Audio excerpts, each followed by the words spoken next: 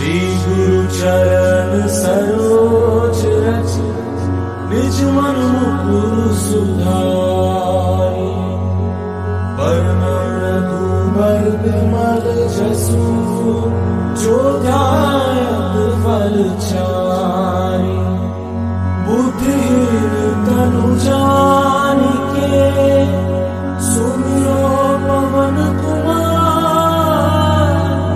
बल बुद्धि विद्या देहु मोहि हरहु कलेस विकार। जय हनुमान ज्ञान गुण सागर जय कपीस तिहु लोक उजागर। रामदूत अतुलित बल धामा अंजन पुत्र पवन सुत नामा। महावीर विक्रम बजरंगी कुमति निवार सुमति के संगी।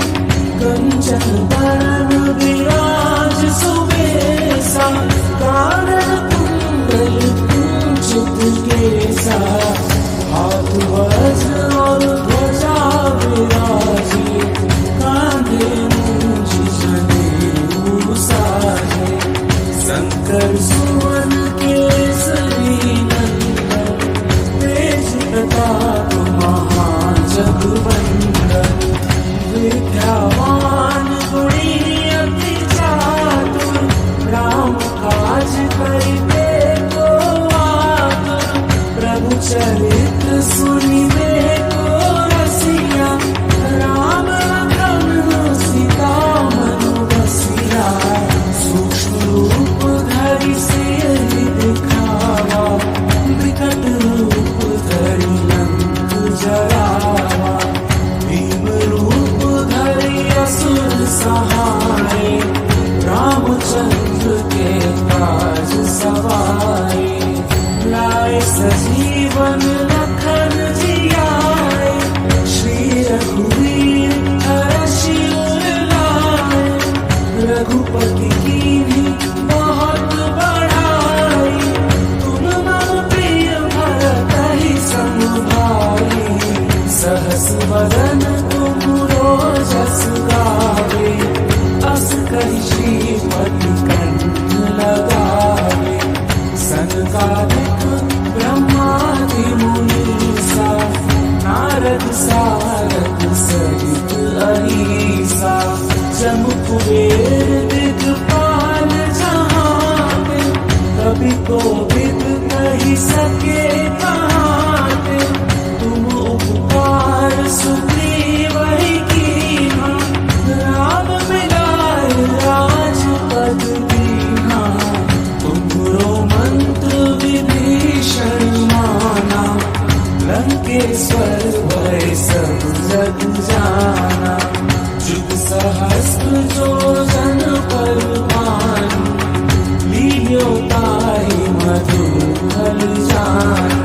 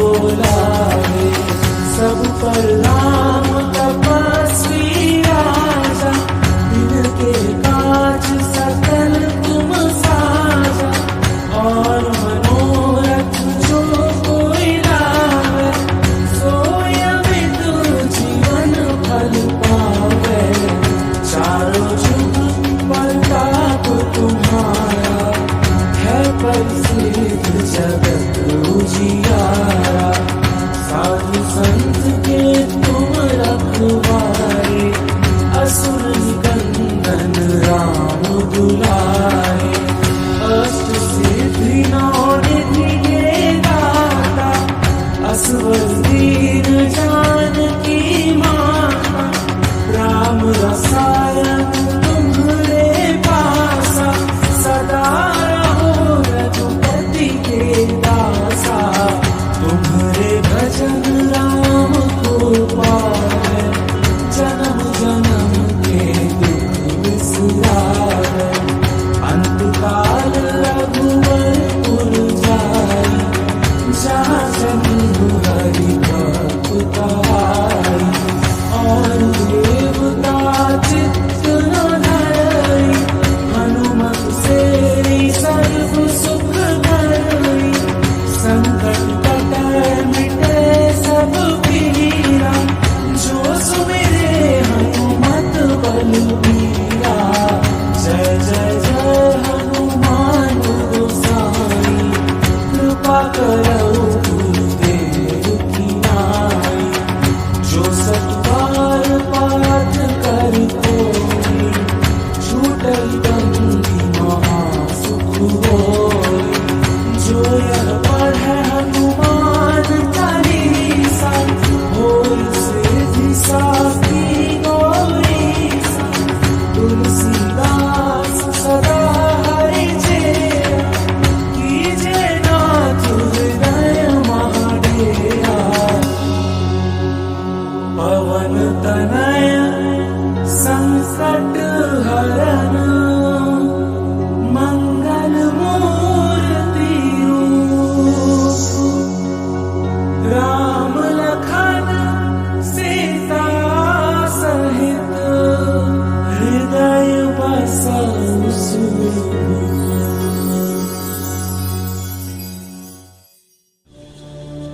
श्री गणेशाय नमः।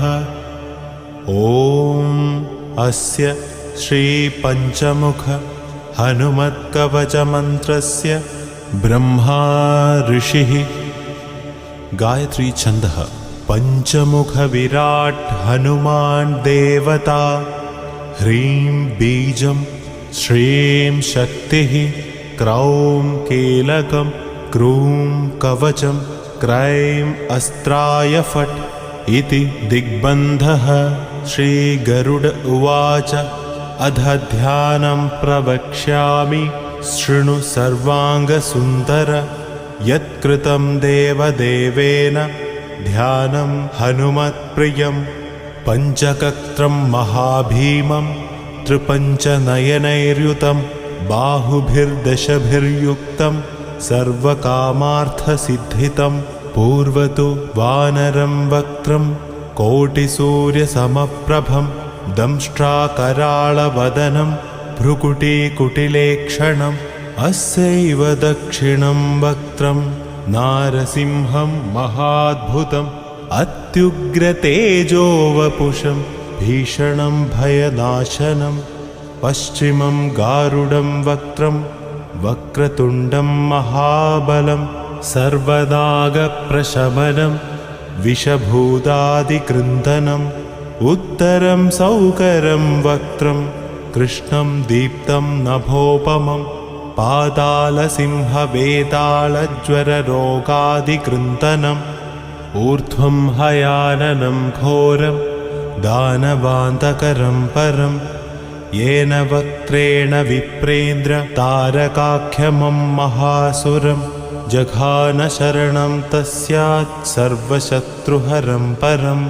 ध्यात्वा पञ्चमुखं रुद्रं हनुमन्तं दयानिधिं। खड्गं त्रिशूलं खड्वाङ्गं पाशमङ्कुशपर्वतं। मुष्टिं कौमोदकीं वृक्षं धारयन्तं कमण्डलुं। भिन्तिपालं ज्ञानमुद्रा दशभिर्मुनिपुङ्गवम्। एतान्यायुधजालानि धारयन्तं भजाम्यहं। प्रेतासनोपविष्टं तं सर्वाभरणभूषितं। दिव्यमाल्याम्बरधरं दिव्यगन्धानुलेपनं सर्वाश्चर्यमयं देवं हनुमद्विश्वतोमुखं पञ्चास्यमच्युतमनेकविचित्रवर्णवक्त्रं शशाङ्कशिखरं कपिराजवर्यं पीताम्बरादिमुकुटैरूपशोभिताङ्गं पिङ्गाक्षमाद्यमनिशं मनसा स्मरामि। मर्कदेशं महोत्राहं सर्वशत्रुहरं परं शत्रुं संहर मां रक्ष श्रीमन्नपदमुन्धर। ॐ हरिमर्कटमर्केत मन्त्रमिदं परिलिख्यति वामतले। यदि नश्यति शत्रुकुलं यदि मुञ्चति वामलता। ॐ हरिमर्कटाय स्वाहा। ॐ नमो भगवते पञ्चवदनाय पूर्वकपिमुखाय सकलशत्रुसंहारकाय स्वाहा। ॐ नमो भगवते पञ्चवदनाय दक्षिणमुखाय कराळवदनाय नरसिंहाय सकलभूतप्रमथनाय स्वाहा। ॐ नमो भगवते पञ्चवदनाय पश्चिममुखाय गरुडाननाय सकलविषहराय स्वाहा। ॐ नमो भगवते पञ्चवदनाय उत्तरमुखाय आदिवराहाय सकलसम्पत्कराय स्वाहा। ॐ नमो भगवते पञ्चवदनाय ऊर्ध्वमुखाय हयग्रीवाय सकलजनवशङ्कराय स्वाहा। ॐ अस्य श्रीपञ्चमुखहनुमन्मन्त्रस्य श्रीरामचन्द्र ऋषिः अनुष्टुप् छन्दः पञ्चमुखवीरहनुमान् देवता। हनुमानिति बीजं वायुपुत्र इति शक्तिः अञ्जनीसुत इति कीलकं श्रीरामदूत हनुमत्प्रसादसिद्ध्यर्थे जपे विनियोगः इति ऋष्यादिकं विन्यसेत्। ॐ अञ्जनीसुताय अङ्गुष्टाभ्यां नमः। ॐ रुद्रमूर्तये तर्जनीभ्यां नमः। ॐ वायुपुत्राय मध्यमाभ्यां नमः। ॐ अग्निगर्भाय अनामिकाभ्यां नमः। ॐ रामदूताय कनिष्ठिकाभ्यां नमः। ॐ पञ्चमुखहनुमते करतलकरपृष्ठाभ्यां नमः इति करन्यासः। ॐ अञ्जनीसुताय हृदयाय नमः। ॐ रुद्रमूर्तये शिरसे स्वाहा। ॐ वायुपुत्राय शिखायै वषट्। ॐ अग्निगर्भाय कवचाय हुम्। ॐ रामदूताय नेत्रत्रयाय वौषट्। ॐ पञ्चमुखहनुमते अस्त्राय फट्। पञ्चमुखहनुमते स्वाहा इति दिग्बन्धः। अथ ध्यानम्। वन्दे वानरनरसिंह खगराट्क्रोडाश्ववक्त्रान्वितं दिव्यालङ्करणं त्रिपञ्चनयनं देदीप्यमानं रुचा। हस्ताब्जैरसिखेटपुस्तकसुधा कुम्भाङ्कुशाद्रिं हलं खड्वाङ्गं फणिभूरुहं दशभुजं सर्वारिवीरापहम्। अध मन्त्रः। ॐ श्रीरामदूतायाञ्जनेयाय वायुपुत्राय महाबलपराक्रमाय सीतादुःखनिवारणाय लङ्कादहनकारणाय महाबलप्रचण्डाय फाल्गुनसखाय कोलाहल सकल ब्रह्मांड विश्वरूपाय सप्तसमुद्र निर्लंघनाय पिंगलनयनाय अमित विक्रमाय सूर्यबिंबफल सेवनाय दुष्टनिवारणाय दृष्टिनिरालंकृताय संजीवनी संजीवितांगद लक्ष्मण महाकपि सैन्य प्राणदाय दशकंठ विध्वंसनाय रामेष्टाय महाभाल्गुन सखाय सीता सहित रामवरप्रदाय षट्प्रयोगागम पंचमुख वीर हनुमन् मंत्रजपे विनियोगः ॐ हरिमर्कटमर्कटाय बं बं बं बं बं वौषट् स्वाहा ॐ हरिमर्कटमर्कटाय फं फं फं फं फं फट् स्वाहा ॐ हरिमर्कटमर्कटाय खें खें खें खें खें मारणाय स्वाहा ॐ हरिमर्कटमर्कटाय लुं लुं लुं लुं लुं आकर्षित सकल संपत्कराय स्वाहा ॐ हरिमर्कटमर्कटाय धम धम धम धम धम शत्रुस्तंभनाय स्वाहा ॐ टं टं टं टं टं कूर्ममूर्तये पंचमुख वीर हनुमते परयंत्र परतंत्रोच्चाटनाय स्वाहा ॐ कं घं गं घं ngं चं छं जं झं ञं टं ढं डं ढं नं तं धं दं धं नं पं भं बं भं मं यं रं लं वं शं शं सं हं लं क्षं स्वाहा इति दिग्बन्धः ॐ पूर्वकपिमुखाय पंचमुख हनुमते टं टं टं टं टं सकलशत्रुसंहरणाय स्वाहा ॐ दक्षिणमुखाय पंचमुख हनुमते कराळवदनाय नरसिंहाय ॐ ह्रां ह्रीं ह्रूं ह्रैं ह्रौं ह्र सकलभूतप्रेतदमनाय स्वाहा ॐ पश्चिममुखाय गरुडाननाय पंचमुख हनुमते मं मं मं मं मं सकलविषहराय स्वाहा ॐ उत्तरमुखाय आदिवराहाय लं लं लं लं लं नृसिंहाय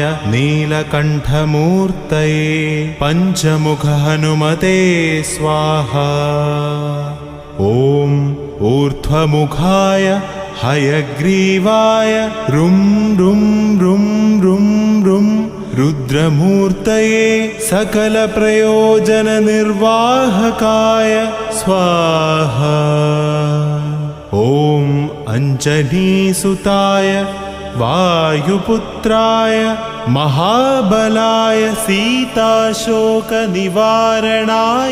श्रीरामचन्द्र कृपापादुकाय महावीर्यप्रमथनाय ब्रह्माङ्गनाथाय कामदाय पंचमुखवीर हनुमते स्वाहा भूतप्रेतपिशाच ब्रह्मराक्षसशाकिनी डाकिन्यन्तरिक्षग्रहपरयन्त्रपरतन्त्रोच्चाटनाय स्वाहा सकलप्रयोजननिर्वाहकाय पंचमुखवीर हनुमते श्रीरामचन्द्रवरप्रसादाय जं जं जं जं जं स्वाहा इदं कवचं पठित्वा तु महाकवचं पठे नरः एकवारं जपे स्तोत्रं सर्वशत्रुनिवारणं द्विवारं तु पठे नित्यं पुत्रपौत्रप्रवर्धनं त्रिवारं च पठे नित्यं सर्वसम्पत्करं शुभं चतुर्वारं पठे नित्यं सर्वरोगनिवारणं पञ्चवारं पठे नित्यं सर्वलोकवशङ्करं षड्वारं च पठे नित्यं सर्वदेववशङ्करं सप्तवारं पठे नित्यं सर्वसौभाग्यदायकम् अष्टवारं पठे नित्यम् इष्टकामार्थसिद्धितं नववारं पठे नित्यं राजभोगमवाप्नुयात् दशवारं पठे नित्यं त्रैलोक्यज्ञानदर्शनं रुद्रावृत्तिं पठे नित्यं सर्वसिद्धिर्भवेत् ध्रुवम् निर्बलो रोगयुक्तश्च महाव्याध्यादिपीडितः कवचस्मरणेनैव महाबलमवाप्नुयात् इति श्रीसुदर्शनसंहितायां श्रीरामचन्द्र सीताप्रोक्तं श्रीपञ्चमुखहनुमत्कवचं सम्पूर्णम्।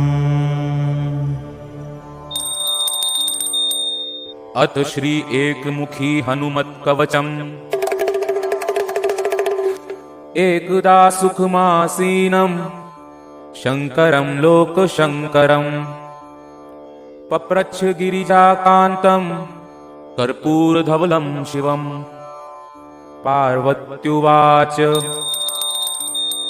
भगवन् देवदेवेश लोकनाथ जगद्गुरो शोकाकुलानां लोकानां केन रक्षा भवेत् ध्रुवम्। संग्रामे संकटे घोरे भूतप्रेतादिके भये दुःखदावाग्निसन्तप्त चेतसां दुःखभागिनाम्। ईश्वर उवाच शृणु देवी प्रवक्ष्यामि लोकानां हितकाम्यया। विभीषणाय रामेण प्रेम्णा दत्तं च यत्पुरा कवचं कपिनाथस्य वायुपुत्रस्य धीमतः। गुह्यन्ते सम्प्रवक्ष्यामि विशेषात् शृणु सुन्दरि। ओम अस्य श्री हनुमत कवच स्तोत्र मंत्रस्य श्रीरामचंद्र ऋषिः अनुष्टुप छन्दः। श्री महावीरो हनुमान देवता मारुतात्मज इति बीजम्। ओम अंजनासूनुरिति शक्तिः। ओम ह्रीं ह्रां ह्रूं इति कवचम्। स्वाहा इति कीलकम्। लक्ष्मण प्राणदाता इति बीजम्। मम सकल कार्य सिद्धयर्थे जपे विनियोगः। अथ न्यास। ओम ह्रां अंगुष्ठाभ्यां नमः। ओम ह्रीं तर्जनीभ्यां नमः। ओम ह्रूं मध्यमाभ्यां नमः। ओम ह्रीं अनामिकाभ्यां नमः। ओम ह्रौं कनिष्ठिकाभ्यां नमः। ओम ह्रं करतलकरपृष्ठाभ्यां नमः। ओम अंजनासूनवे हृदयाय नमः। ओम रुद्रमूर्तये शिरसे स्वाहा। ओम वायुसुतात्मने शिखाये वकट। ओम वज्रदेहाय कवचाय हु। ओम रामदूताय नेत्रत्रयाय वौफट। ओम ब्रह्मास्त्र निवारणाय अस्त्राय फट। ओम रामदूताय विद्महे कपिराजाय धीमहि तन्नो हनुमान प्रचोदयात्। ओम हूं फट स्वाहा इति दिग्बन्ध। अथ ध्यानम्। ओम ध्यायेब्दालदिवाकर धृतिनिभं देवारिदर्पापहम् देवेन्द्र प्रमुख प्रशस्त्र यशसं देदीप्यमानः रुचा सुग्रीवादि समस्त वानरयुतं सुव्यक्त तत्त्वप्रियम् संरक्तारुणलोचनं पवनजं पीताम्बरालङ्कृतं उद्दन्मार्तण्डकोटि प्रकटरुचियुतं चारुवीरासनस्थं मौञ्जीयज्ञोपवीता ऋणरुचिरशिखा शोभितं कुण्डलाङ्गं भक्तानामिष्टदन्तं प्रणतमुनिजनं वेदनादप्रमोदं ध्यायेद्देवं विधेयं प्लवगकुलपतिं गोष्पदी ऊतुवाधिं वज्राङ्गं पिङ्गकेशाढ्यं स्वर्णकुण्डलमण्डितं नियुद्धकर्मकुशलं पारावारपराक्रमं वामहस्ते महावृक्षं दशास्य करखण्डनम् उद्धदक्षिणदौर्दण्डं हनुमन्तं विचिन्तयेत् स्फटिकाम्भं स्वर्णकान्ति द्विभुजं च कृताञ्जलिं कुण्डलद्वयसंशोभि मुखाम्भोजं हरिं भजेत् उद्धदादित्यसङ्काश मुदारभुजविक्रमं कन्दर्पकोटिलावण्यं सर्वविद्याविशारदं श्रीरामहृदयानन्दं भक्तकल्पमहीरुहम् अभयं वरदं दोर्भ्यां कलये मारुतात्मजम् अपराजितनमस्ते अस्तु नमस्ते रामपूजित प्रस्थानं च करिष्यामि सिद्धिर्भवतु मे सदा यो वा रामनिधिमल्पपल्लवमिवोललङ्घ्य प्रतापान्वितो वैदेही घनशोकतापहरणो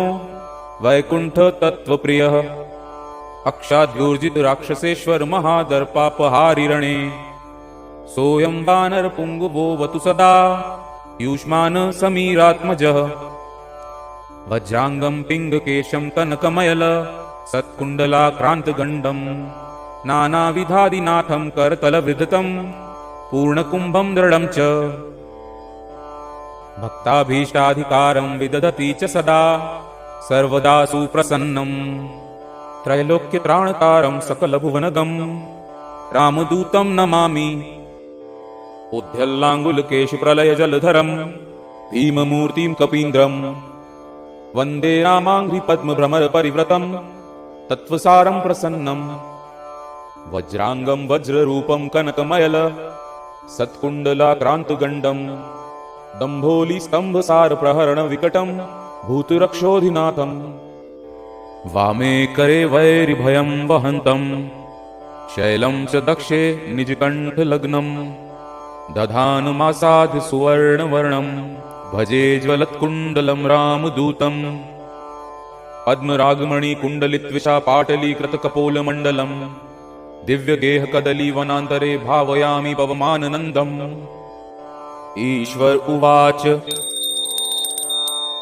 इति वदति विशेषा द्राधवो राक्षसेन्द्रं प्रमुदितवर्चितो रावणस्यानुजो हि रघुवरवरदूतं पूजयामास भूयः स्तुतिभिर्कृतार्थ स्वयं परं मन्यमानः वन्दे विद्युद्वलयसुभगं स्वर्णयज्ञोपवीतं कर्णद्वन्द्वे कनकरुचिरे कुण्डले धारयन्तम् उच्चैरुष्यद्युमणिकिरण श्रेणिसम्भाविताङ्गं सत्कौपीनं कपिवरव्रतं कामरूपं कपीन्द्रं मनोजवं मारुततुल्यवेगं जितेन्द्रियं बुद्धिमतां वरिष्ठं वातात्मजं वानरयूथमुख्यं श्रीरामदूतं सततं स्मरामि ॐ नमो भगवते हृदयाय नमः ॐ आञ्जनेयाय शिरसे स्वाहा ॐ रुद्रमूर्तये शिखाये वखट् ॐ रामदूताय कवचाय हुं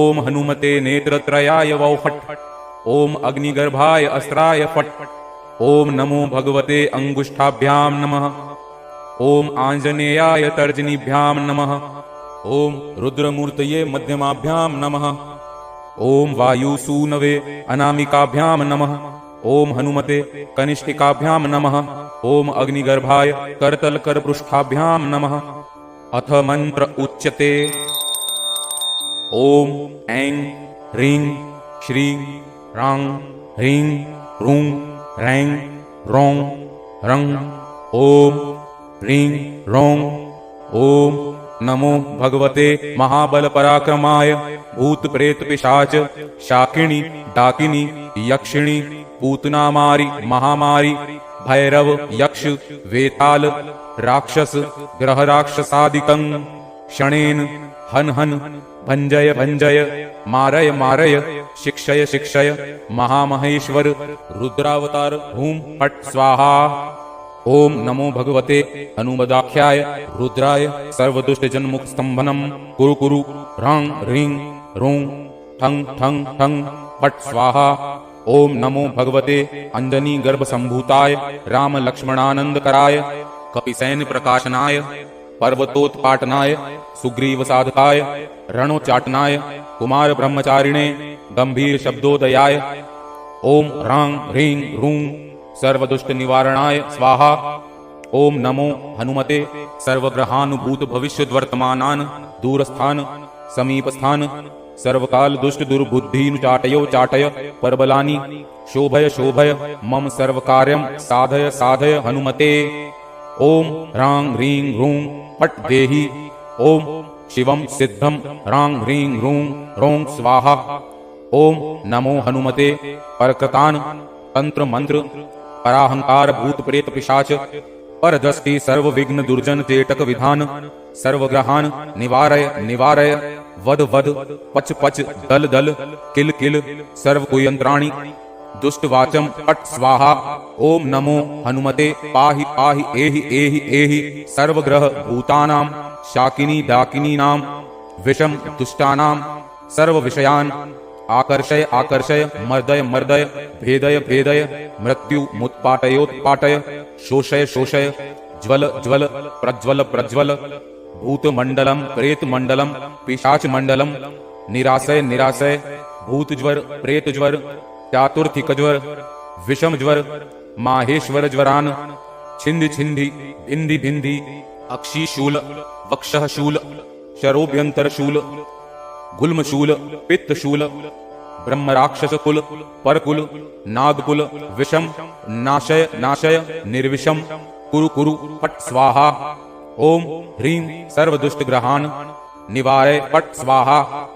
ओम नमो हनुमते पवनपुत्राय वैश्वानरमुखाय हन हन पापदृष्टिं षड्दृष्टिं हन हन हनुमदाज्ञया स्फुर स्फुर फट् स्वाहा। श्रीराम उवाच हनुमान पूर्वतः पातु दक्षिणे पवनात्मजः प्रतीच्यां पातु रक्षोघ्न उत्तरस्यामब्धिपारगः उदीच्यामूर्ध्वगः पातु केसरी प्रियनन्दनः अधश्च विष्णुभक्तस्तु पातु मध्ये च पावनी अवान्तरदिशः पातु सीताशोकविनाशनः लङ्काविदाहकः पातु सर्वापद्भ्यो निरन्तरं सुग्रीव सचिवः पातु मस्तकं वायुनन्दनः भालं पातु महावीरो भ्रुवोर्मध्ये निरन्तरम् नेत्रे छायापहारी च पातु न प्लवगेश्वरः कपोलकर्णमूले तु पातु श्रीरामकिङ्करः नासाग्रे अञ्जनासूनुर्वक्त्रं पातु हरीश्वरः वाचं रुद्रप्रियः पातु जिह्वा पिङ्गललोचनः पातु दन्तान् फाल्गुनेष्ट स्टिबुकं दैत्यप्राणहृत् पातु कण्ठं च दैत्यारि स्कन्धौ पातु सुराचितः भुजौ पातु महातेजा करौ तु चरणायुधः नखान्नखायुधः पातु कुक्षिं पातु कपीश्वरः वक्षो मुद्रापहारी च पातु पार्श्वे भुजायुधः लङ्काविभञ्जनः पातु पृष्ठदेशे निरन्तरम् नाभिं च रामदूतस्तु कटिं पात्व नीलात्मजः गुह्यं पातु महाप्राज्ञः स्रक्षिणी च शिवप्रियः उरु च जानुनी पातु लङ्काप्रासादभञ्जनः जङ्घे पातु महाबाहुर्गुल्फौ पातु महाबलः अचलोद्धारकः पातु पादौ भास्करसन्निभः पादान्ते सर्वसत्त्वाढ्यः पातु पादाङ्गुलीस्तथा सर्वाङ्गानि महावीरः पातु रोमाणि चात्मवान् हनुमत्कवचं यस्तु पठेद्विद्वान् विचाक्षणः स एव पुरुषश्रेष्ठो भक्तिं मुक्तिं च विन्दति त्रिकालमेककालं वा पठेन्मासत्रयं सदा सर्वान् रिपुन् क्षणे जित्वा सपुमान् श्रियमाप्नुयात्। मध्यरात्रे जले स्थित्वा सप्तवारं पठेद्धति क्षयापस्मार कुष्ठादि तापत्रय निवारणम्। आर्कीवारे अश्वत्थमूले स्थित्वा पठति यः पुमान् अचलां श्रियमाप्नोति संग्रामे विजयी भवेत्। यः करे धारये नित्यं सपुमान् श्रियमाप्नुयात्। विवाहे दिव्यकाले च द्यूते राजकुले रणे भूतप्रेत महादुर्गे रणे सागर संप्लवे। दशवारं पठेदात्रो मिताहारी जितेन्द्रियः विजयं लभते लोके मानवेषु नराधिपः। सिंहव्याघ्रभये चाग्रो शरशस्त्रास्त्रयातने श्रृङ्खलाबन्धने चैव कारागृहनियन्त्रणे। कायस्तम्भे वह्निदाहे गात्ररोगे च दारुणे शोके महारणे चैव ब्रह्मग्रहविनाशने। सर्वदा तु पठे नित्यं जयमाप्नोति संशयम्। ऊर्जे वा वसने रक्ते क्षौमे वा तालपत्रके त्रिगन्धेनाथ वा मस्या लिखित्वा धारयेन्नरः। पञ्चसप्त त्रिलौहैर्वा गोपितं कवचं शुभम्। गले कट्यां बाहुमूले वा कण्ठे शिरसि धारितम्। सर्वान् कामान् वाप्नोति सत्यं श्रीराम भाषितम्। उल्लङ्घ्य सिन्धो सलिलं सलीलं यः शोकवहिनं जनकात्मजायाः आदाय तैनैव ददाह लङ्कां नमामि तं प्राञ्जलिराञ्जनेयम्। ॐ हनुमानञ्जनासूनुर्वायुपुत्रो महाबलः श्रीरामेष्टः फाल्गुनसखः पिङ्गाक्षो अमितविक्रमः। उदधिक्रमणश्चैव सीताशोकविनाशनः। लक्ष्मणप्राणदाता च दशग्रीवस्य दर्पः। द्वादशैतानि नामानि कपीन्द्रस्य महात्मनः। स्वापकाले प्रबोधे च यात्राकाले च यः पठेत् तस्य सर्वभयं नास्ति रणे च विजयी भवेत्। धनधान्यं भवेत् तस्य दुःखं नैव कदाचन। ॐ ब्रह्माण्ड पुराणान्तर्गते नारद अगस्त्य संवादे श्रीरामचन्द्र कथित पंचमुखे एकमुखी हनुमत् कवचम्। ॐ तत्सत्। श्री आंजनेय स्वामी परदेवताभ्यो नमः। ध्यानम्। उद्यादादित्य संकाशम् उदार भुजविक्रमम् कन्दर्पकोटिलावण्यम् सर्वविद्याविशारदम्। श्रीराम हृदयानन्दम् भक्तकल्पमहीरुहम्। अभयं वरदं दोर्भ्यां कलये मारुतात्मजम्। अंजनानन्दनं वीरं जानकीशोकनाशनम्। कपीशम् अक्षहन्तारं वन्दे लङ्काभयङ्करम्। आञ्जनेय अतिपाटलाननम् कञ्जनाद्रिकमनीय विग्रहम्। पारिजाततरुमूलवासिनं भावयामि पवमाननन्दनम्। उल्लङ्घ्य सिन्धो सलिलं सलिलं यस्य शोकवह्नि जनकात्मजाय आदाय तेनैव ददाह लङ्कां नमामि तं प्राञ्जलिराञ्जनेयम्। अतुलितबलधामं स्वर्णशैलाभदेहं धनुजवनकृशानं ज्ञानिनाम अग्रगण्यं। सकलगुणनिधानं वानराणाम् अधीशं रघुपति प्रिय भक्तं वात जातं नमामि। गोष्पदीकृतवारशिं मष्कीकृतराक्षसां रामायण महामाला रत्नं वन्दे अनिलात्मजम्। यत्र यत्र रघुनाथ कीर्तनं तत्र तत्र कृतमस्तकाञ्जलिं बाष्पवारि परिपूर्णलोचनं मारुतिं नमत राक्षसान्तकम्। अमीशीकृतमार्तण्डं गोष्पदीकृतसागरम् तृणीकृतदशग्रीवम् आञ्जनेयं नमाम्यहम्। मनोजवं मारुततुल्यवेगं जितेन्द्रियं बुद्धिमतां वरिष्ठं वातात्मजं वानरयूथमुख्यं श्रीरामदूतं शिरसा नमामि। आञ्जनेय गायत्री ओम आञ्जनेयाय विद्महे वायुपुत्राय धीमहि तन्नो हनुमत प्रचोदयात्। आञ्जनेय त्रिकालवन्दनं प्रातः स्मरामि हनुमन् अनन्तवीर्यं श्रीरामचन्द्र चरणाम्बुज चञ्चरीकम्।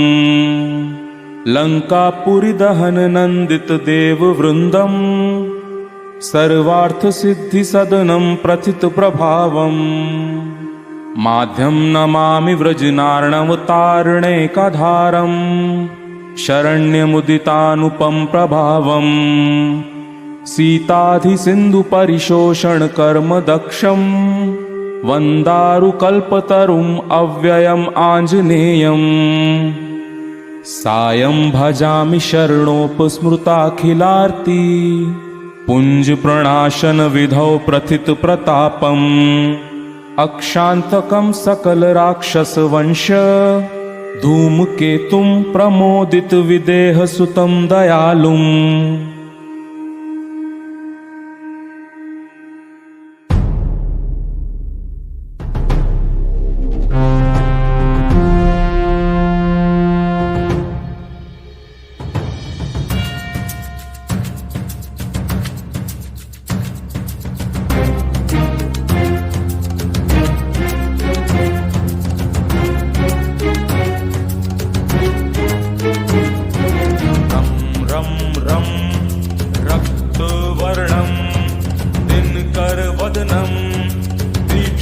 दंष्ट्राकरालं रं रं रं रम्य तेजं गिरिचलनकरं कीर्ति पंचादिवक्त्रं रं रं रं राजयोगं सकल शुभ निधिं सप्तभेतालुभेद्यं रं रं रं राक्षसान्तं सकल दिशयशं रामदूतं नमामि।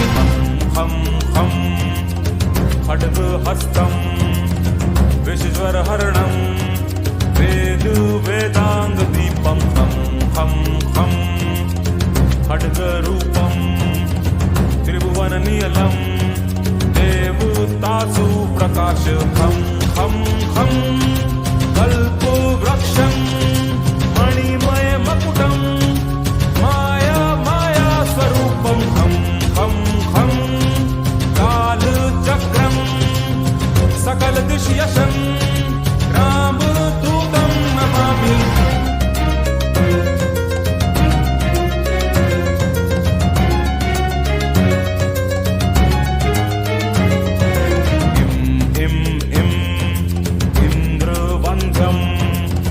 जलनिधिकलनं सौम्य साम्राज्य लाभम इम इम इम सिद्धियोगं नत जन सदयं आर्य पूज्यार्चितांगम इम इम इम सिंहनादं अमृत करतलं आदि अंत प्रकाशम इम इम इम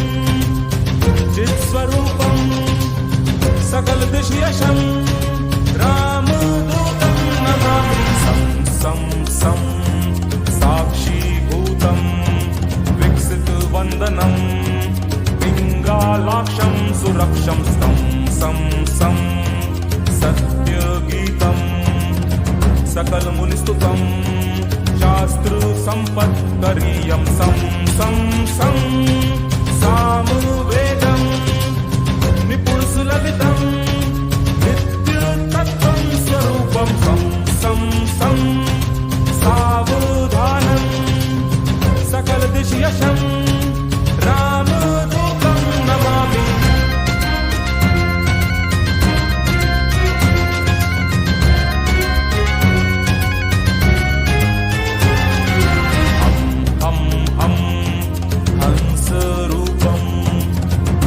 विकटमुखं सूक्ष्मावतारं हं हं हं अन्तरात्मं रविशशिनयनं रम्यगम्भीरभीमं हं हं हं अट्टहासं सुरवरनिलयं ऊर्ध्वरोमं करालं हं हं हं हंस हंसं सकलदिशयशं रामदूतं नमामि रामदूतं नमामि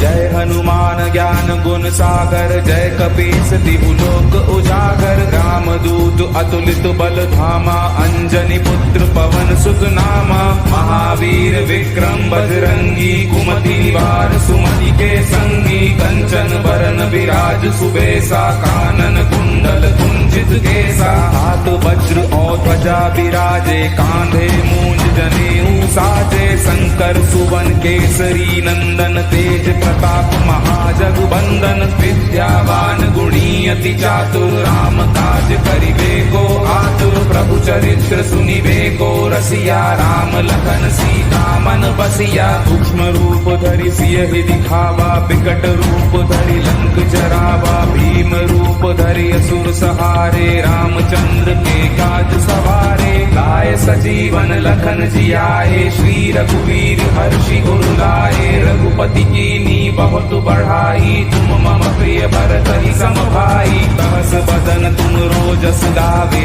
अस कहि श्रीपति कंठ लगावे सनकादिक ब्रह्मादि मुनीसा नारद सारद सहित अहिसा जम कुबेर दिगपाल जहाते कवि कोविद कहि सके कहाते तुम उपकार सुग्रीव ही कीना राम मिलाए राजपद दीना तुमरो मंत्र विभीषण माना लंकेश्वर भय सब जग जाना जुग सहस्त्र जो जन पर भानु लील्यो ताहि मधुर पद जानू प्रभु मुद्रिका मेलि मुख माही जलधि लांघि गए अचरज नाही दुर्गम काज जगत के जेते सुगम अनुग्रह तुम रे तेते राम दुआरे तुम रखवारे होत न आज्ञा बिनु पैसारे सब सुख लहे तुम्हारी सरना तुम रक्षक काहू को डरना आपन तेज संभारो आपे दीनो लोक हाँकते कापे भूत पिशाच निकट नहीं आवे महावीर जब नाम सुनावे नासे रोग हरे सब पीरा जपत निरंतर हनुमत बीरा संकट ते हनुमान छुड़ावे मन क्रम वचन ध्यान जो लावे सब पर राम तपस्वी राजा तिनके काज सकल तुम साजा और मनोरथ जो कोई लावे सोई अमित जीवन फल पावे चारों जुग परताप तुम्हारा है प्रसिद्ध जगत उजियारा साधु संत के तुम रखवारे असुर निकंदन राम दुलारे अष्ट सिद्धि नवनिधि के दाता असबर दीन जानकी माता राम रसायन तुमरे पासा सदा रहो रघुपति के दासा तुमरे भजन राम को पावे जन्म जन्म के दुख बिसरावे अंत काल रघुबर पुर जाई जहाँ जन्म हरि भक्त कहाई और देवता का चित्त न धरई, हनुमत से ही सर्व सुख करई। संकट कटे मिटे सब पीरा, जो सुमिरे हनुमत बल बीरा। जय जय जय हनुमान गोसाई, कृपा करो गुरुदेव की नाई। जो 100 बार पाठ कर कोई, छूटई बंदी महासुख होई। जो यह पढ़े हनुमान चालीसा, होए सिद्धि साखी गौरी सा। तुलसीदास सदा हरिचेरा, कीजे नाथ हृदय महाडेरा। पवन तनय संकट हरण, मंगल मूर्ति रूप। राम लखन सीता सहित, हृदय बसौ सुरभूप।